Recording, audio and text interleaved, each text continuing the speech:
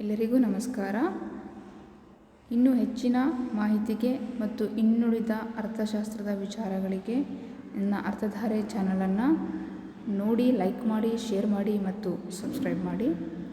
Today we will have to discussed about exponential smoothing in time series analysis. ಸಮಯ ಶ್ರೇಣಿ ವಿಶ್ಲೇಷಣೆಯಲ್ಲಿ ಕಂಡುಬರುವಂತಹ ಘಾತೀಯ ಸುಲಭ ತಂತ್ರಗಳ ಬಗ್ಗೆ ನಾವು ಈ ದಿನ ತಿಳಿಯೋಣ. It is exponential smoothing. A serious criticism of using simple moving averages in forecasting is that they give equal weight to all observations in computing the average. In previous class, we already learned about moving averages. Moving averages are criticized by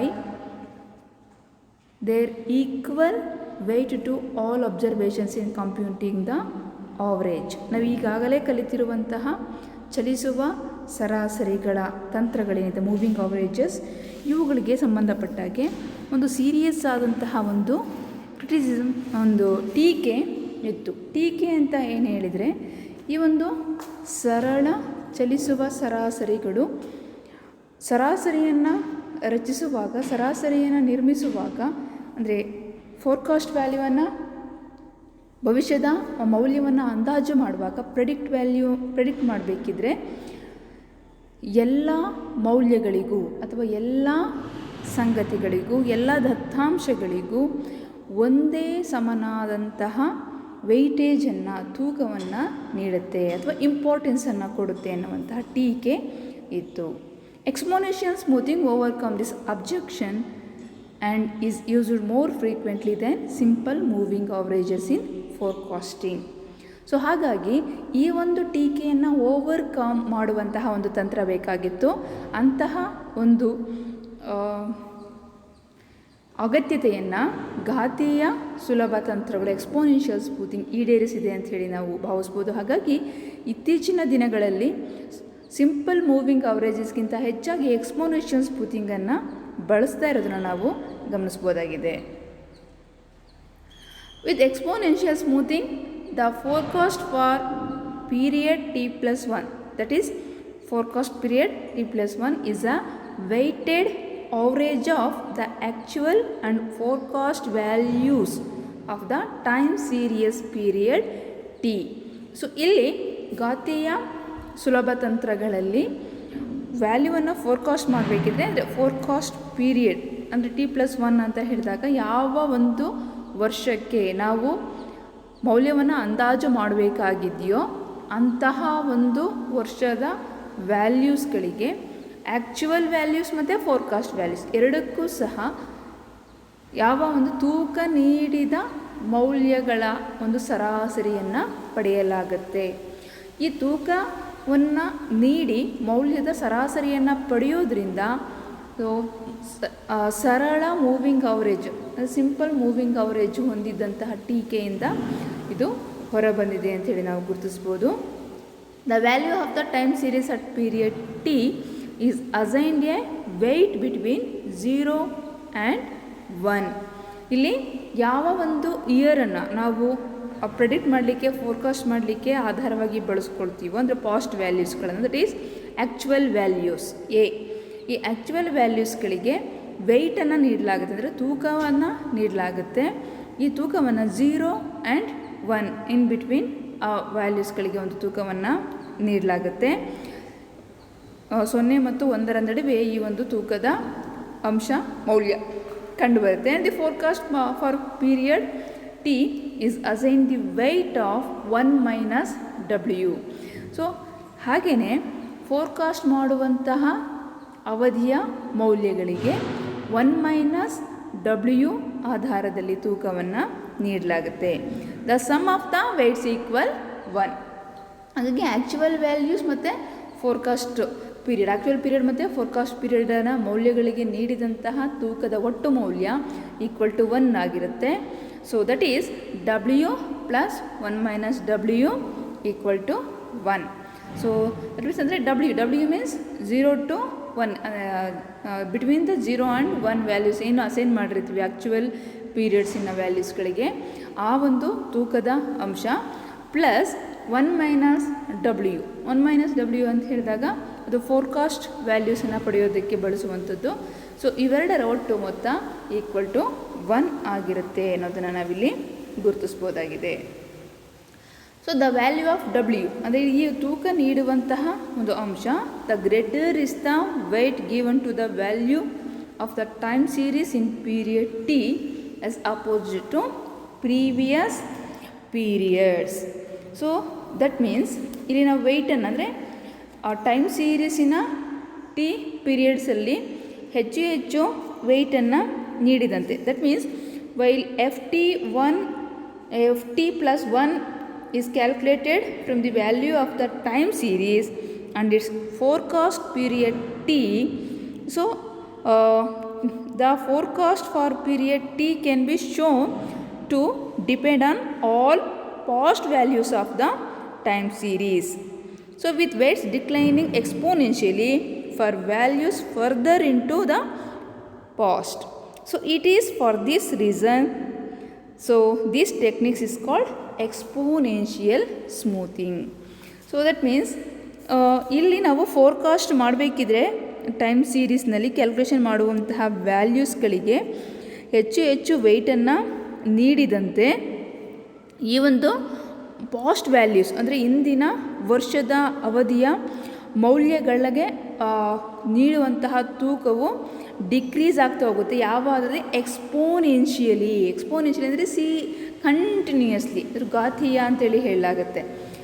ಅದೊಂದು ಅಂದರೆ double ಆಗುವಂತಹ ಒಂದು ಇಳಿಕೆ. ಈಗ ಎರಡು ಕಡಿಮೆ ಆಗಿದೆ ಅಂತ ಹೇಳಿದ್ರೆ ನೆಕ್ಸ್ಟ್ ಇಯರ್ ಅದಕ್ಕಿಂತ ಡಬಲ್ ಕಡಿಮೆ ಆಗೋದು, ಇದನ್ನು ಘಾತೀಯ ಅಂಥೇಳಿ ನಾವು ಗುರುತಿಸ್ತೇವೆ.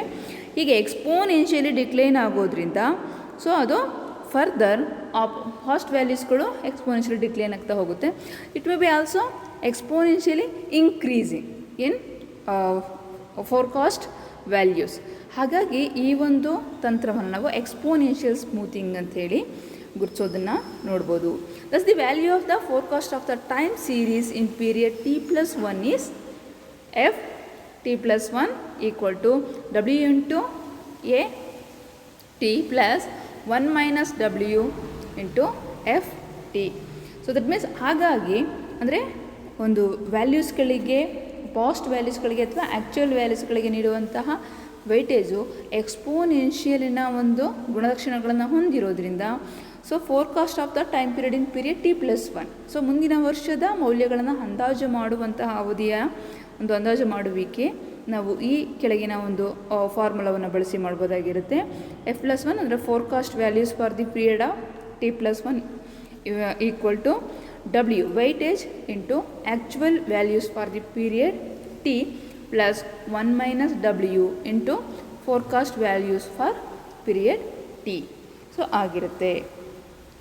ನಾವು ಇದನ್ನು ಮಾಡೋದಕ್ಕಿಂತ ಮುಂಚೆ ಸೊ ಅಟ್ ದಿ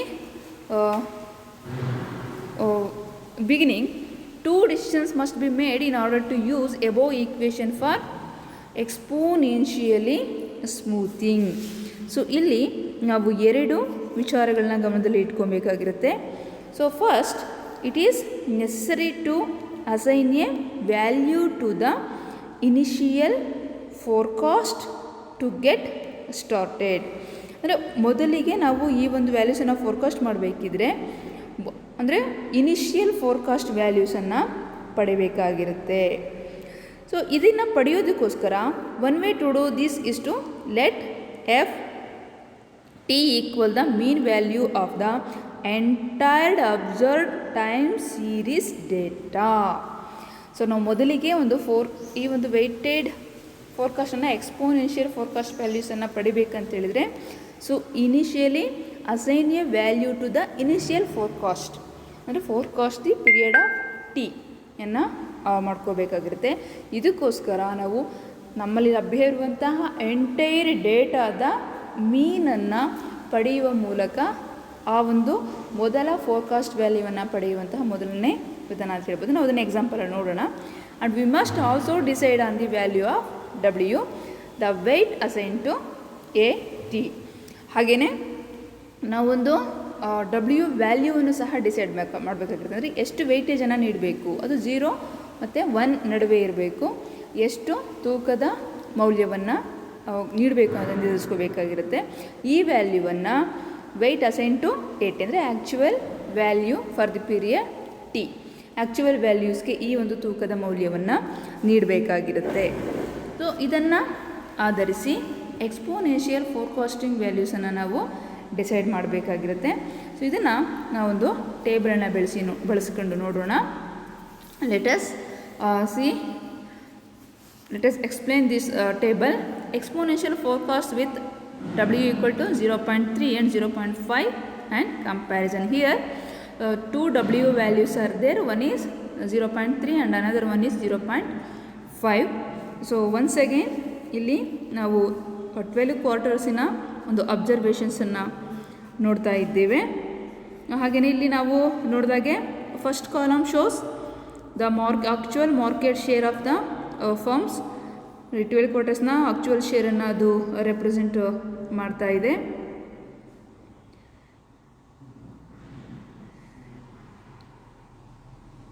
ಸರ್ ಇದು ಅಂದರೆ ಆಕ್ಚುವಲ್ ಶೇರನ್ನು ರೆಪ್ರೆಸೆಂಟ್ ಮಾಡ್ತಾ ಇದೆ ಫಸ್ಟ್ ಕಾಲಮ್. ಸೆಕೆಂಡ್ ಕಾಲಮ್ ಕ್ವಾರ್ಟರನ್ನು ರೆಪ್ರೆಸೆಂಟ್ ಮಾಡ್ತಿದ್ದೆ. ಸೆಕೆಂಡ್ ಕಾಲಮ್ ಆಕ್ಚುವಲ್ ಮಾರ್ಕೆಟ್ ಶೇರನ್ನು ರೆಪ್ರೆಸೆಂಟ್ ಮಾಡ್ತಾ ಇರೋದನ್ನು ನಾವು ಕಾಣ್ಬೋದು.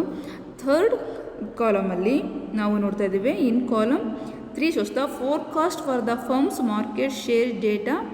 So given in columns 1 and 2 by using the average market share of the firm over 12 quarters for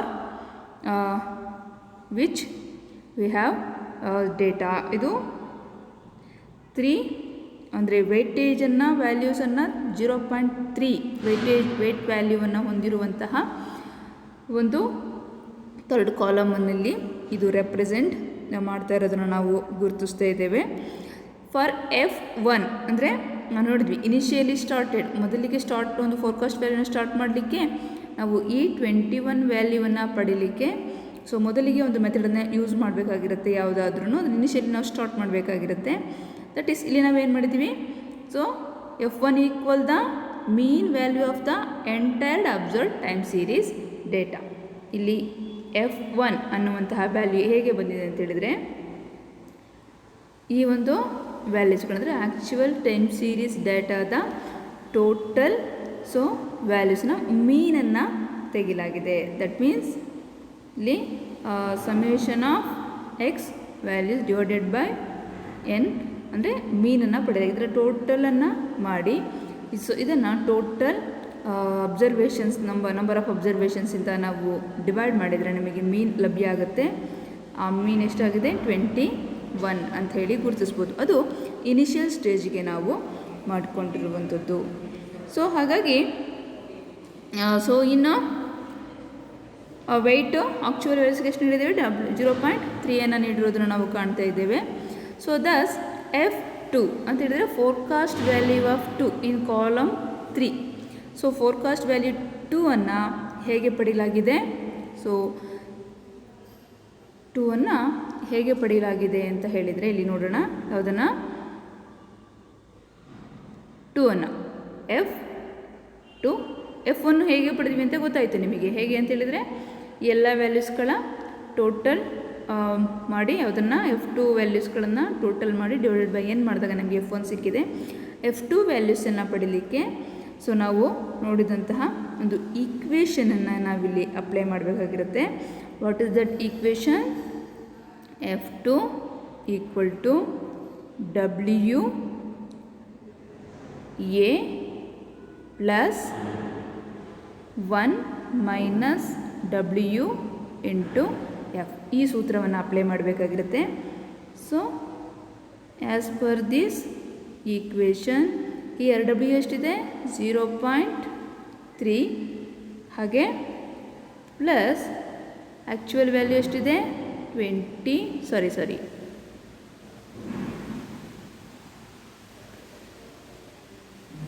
F2 ವ್ಯಾಲ್ಯೂಸನ್ನು ಪಡೀಲಿಕ್ಕೆ ನಾವು ಸೂತ್ರವನ್ನು ಅಪ್ಲೈ ಮಾಡಬೇಕು. ಸೂತ್ರದ ಪ್ರಕಾರ F2 W ಎಷ್ಟು 0.3 ಇಂಟು 80 ಎಷ್ಟು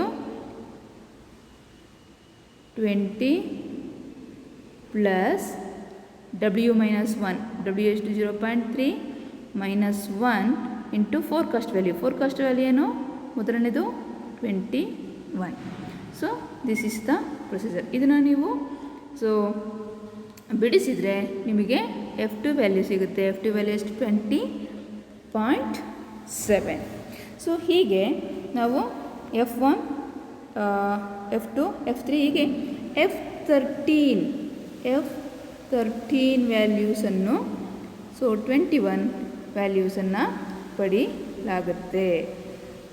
ಈ ರೀತಿಯಲ್ಲಿ ವೆಯ್ಟೇಜನ್ನು ನೀಡುವ ಮೂಲಕ ಅಂದರೆ forecast this is the actual forecast value ಅದು 13 ಆಗಿರೋದನ್ನು ನಾವಿಲ್ಲಿ ಗುರುತಿಸ್ಬೋದು. ಸೊ ಹಾಗೆಯೇ on the other hand in column 6 we consider weight value 0.5 here 0.5 weightage value ಆಗಿ ತೆಗೆದುಕೊಂಡಿದೆ. ಸೊ ನಾವು ಹೇಗೆ ಮೂರನೇ ಒಂದು ಕಾಲಮ್ನಲ್ಲಿ 0.3 ವೆಯ್ಟ್ ಇದ್ದಾಗ ಫೋರ್ಕಾಸ್ಟ್ ವ್ಯಾಲ್ಯೂಸನ್ನು ಕಂಡಿದ್ವಿ, ಅದೇ ರೀತಿಯಲ್ಲಿ 0.5 ಅಂದರೆ ಕಾಲಮ್ 6ನಲ್ಲಿಯೂ ನಾವು ವ್ಯಾಲ್ಯೂಸನ್ನು ಫೋರ್ಕಾಸ್ಟ್ ಮಾಡಬೇಕಾಗಿರುತ್ತೆ. ಇಲ್ಲಿ ವೆಯ್ಟ್ ವ್ಯಾಲ್ಯೂ 5 ಆಗಿ ಬದಲಾಗ್ತದೆ. 0.3 ಇದ್ದಿದ್ದು 0.5 ಆಗಿ ಚೇಂಜ್ ಆಗ್ತಾ ಹೋಗುತ್ತೆ. So this is the difference ಅಂತ ಹೇಳಿ ನಾವು ಹೇಳ್ಬೋದು.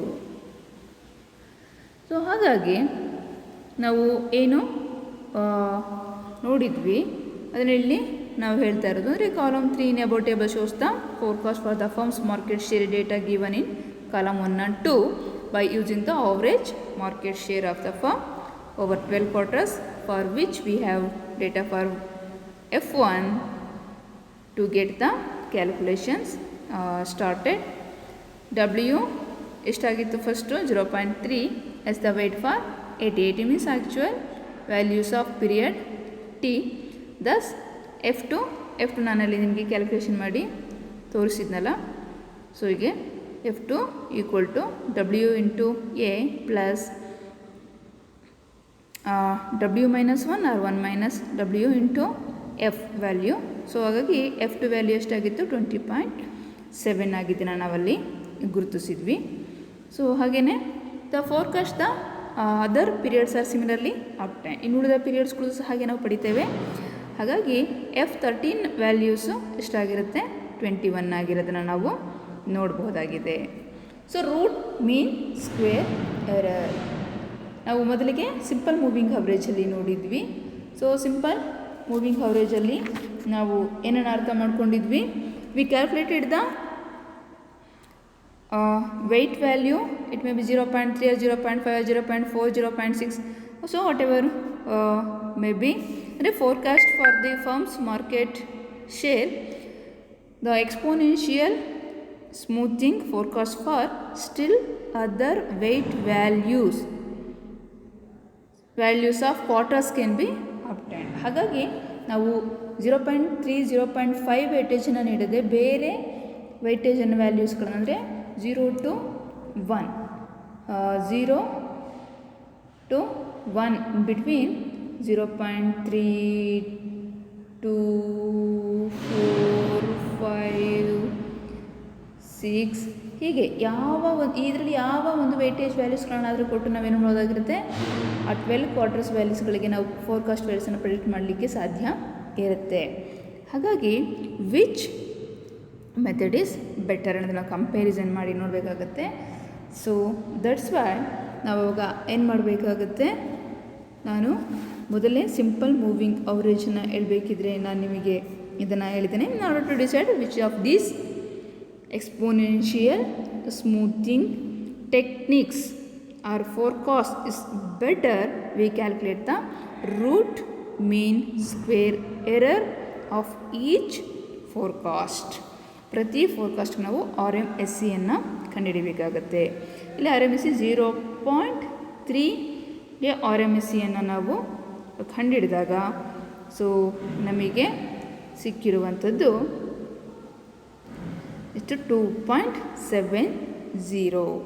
ಹಾಗೆಯೇ on the other hand the RMSE for the exponential forecast using value weightage value is 0.5 is so ಎಷ್ಟಿದೆ 0.3 2.70 0.5 2.91 which is smallest RMSE here is the so 2.70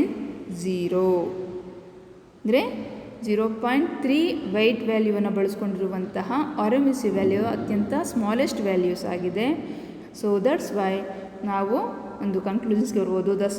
V more confident in the exponential forecast of 21 for the 13th quarter obtained by using 0.3 weight value than in the exponential forecast of 21.5 obtained by using weight value 0.5. ಹಾಗಾಗಿ weight value 0.5ಗಿಂತ 0.3ಯನ್ನು ಬಳಸಿರುವಂಥದ್ದು so ಹೆಚ್ಚು ನಂಬಿಕೆಗೆ ಅರ್ಹ ಆಗಿದೆ. That means ಯಾಕೆಂತ ಹೇಳಿದ್ರೆ ಇಲ್ಲಿ 0.3 ವೇಟನ್ನು ಬಳಸ್ಕೊಂಡಾಗ 13th ಕ್ವಾರ್ಟರಿನ forecast value ಎಷ್ಟಿದೆ 21 ಇದೆ. ಅದೇ 0.5 ಬಳಸ್ಕೊಂಡಾಗ ಫೋರ್ಕಾಸ್ಟ್ ವ್ಯಾಲ್ಯೂ ಎಷ್ಟಿದೆ 21.5 ಇದೆ. ಹಾಗಾಗಿ ಹೆಚ್ಚು ರಿಲಯಬಲ್ ಮತ್ತು ಹೆಚ್ಚು ಕಾನ್ಫಿಡೆಂಟ್ ಆದಂಥ ವ್ಯಾಲ್ಯೂ ಅಂತ ಹೇಳಿದರೆ 21 ಆಗಿರೋದ್ರಿಂದ ಮತ್ತು ಸ್ಮಾಲೆಸ್ಟ್ RMSEಯನ್ನು 0.3 ವೇಟ್ ವ್ಯಾಲ್ಯೂ ಹೊಂದಿರೋದ್ರಿಂದ 0.3 weight value is the better forecast value ಅಂತೇಳಿ ನಾವು ಗುರುತಿಸ್ಬೋದಾಗಿದೆ. So both exponential forecast are also better than the 3 quarter and the 5 quarter moving average forecast obtained earlier section. ಇಲ್ಲಿ 0.5 0.3 ವೇಟ್ ವ್ಯಾಲ್ಯೂವಿನ ಎರಡು ಎಕ್ಸ್ಪೋನೆನ್ಷಿಯಲ್ ಫೋರ್ಕಾಸ್ಟ್ಗಳು ಅರ್ಲಿಯರ್ ಆಗಿ ನಾವು ಕಲಿತಂತಹ simple moving ಅವರೇಜಿನ forecast ವ್ಯಾಲ್ಯೂಸ್ಗಳಿಗಿಂತಲೂ ಬೆಟರ್ ಅಂತೇಳಿ ನಾವು ಹೇಳ್ಬೋದು. ಬಟ್ ಇವೆರಡರ ನಡುವೆ ಹೋಲಿಕೆ ಮಾಡಿದಾಗ 0.3 is better than 0.5 weight value ಅನ್ನೋ ಒಂದು ಕನ್ಕ್ಲೂಷನ್ಸ್ಗೆ ನಾವು ಬರ್ಬೋದಾಗಿದೆ. ಸೊ ಇದಿಷ್ಟು ಇಂದಿನ ಒಂದಷ್ಟು ವಿಚಾರಗಳ ಒಂದು ವಿನಿಮಯ ಆಗಿತ್ತು. ಹೆಚ್ಚಿನ ಮಾಹಿತಿಗೆ ಈ ಪುಸ್ತಕಗಳನ್ನು ರೆಫರ್ ಮಾಡಿ ಅಂತ ಹೇಳಿ ಹೇಳ್ತೇನೆ. So thank you for watching.